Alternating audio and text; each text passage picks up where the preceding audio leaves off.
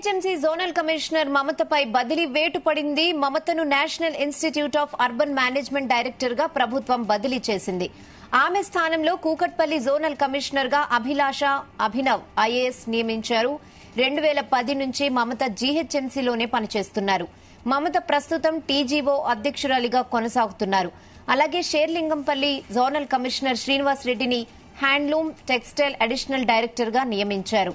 Musi river front ఎండీగా GHMC superintendent engineer వెంకట్రమణకు బాధ్యతలు అప్పగించారు.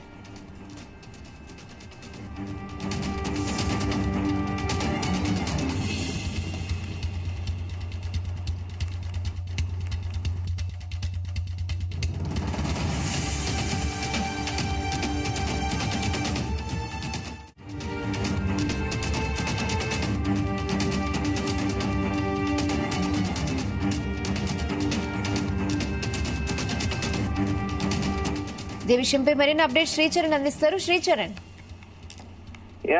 Good evening Rana. జిహెచ్ఎంసీలో జోనల్ కమిషనర్లకు స్థానాలు కలిగించిన ప్రభుత్వము ఈ రోజు 5 అధికారులని బదిలీ చేస్తూ ఉత్తర్వులు జారీ చేసింది. దాంట్లో ప్రధానంగా గడిచిన దాదాపు 7-8 సంవత్సరాలుగా కూకట్పల్లి జోనల్ కమిషనర్ గా వి మమత పనిచేస్తున్నారు. ప్రస్తుతాన్ని ఆవిడ మొదటి నుండి కూడా కొద్దిగా కాంట్రవర్సీలో ఆవిడ చుట్టూ గడిచిన కొద్దేళ్లుగా అలుముకున్నాయి. ప్రధానంగా ఆమె బీఆర్ఎస్ ప్రభుత్వానికి చాలా అంటగారేటట్టు పనిచేసిందని, అలాగే ఆమె భర్త కూడా రిటైర్ అయ్యాక కూడా గవర్నమెంట్ వాళ్ళ భర్తకి ఎక్స్టెన్షన్ ఇప్పించవడము అప్పట్లో కాస్త వివాదంగా మారింది. అలాగే మమత వాళ్ళ కుటుంబం అంతా గడిచిన పాత ప్రభుత్వం బీఆర్ఎస్ ప్రభుత్వంలో ఒక మంత్రికి అత్యంత సన్నిహితంగా ఆ కుటుంబం ఉండేదని ప్రధాన ఆరోపణ ఉంది.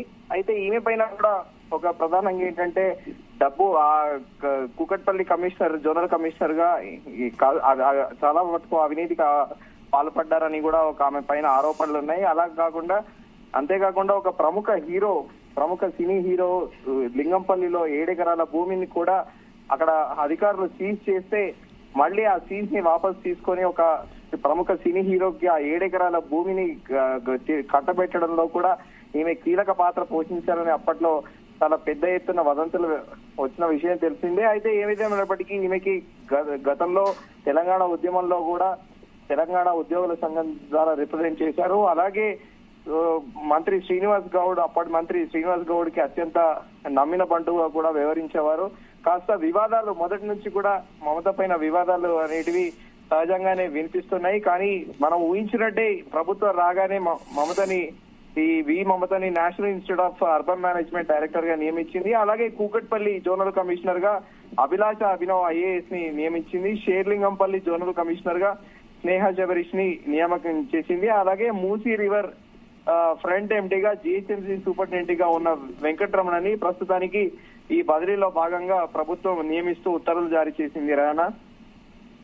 Okay Sricharan, thanks for the updates.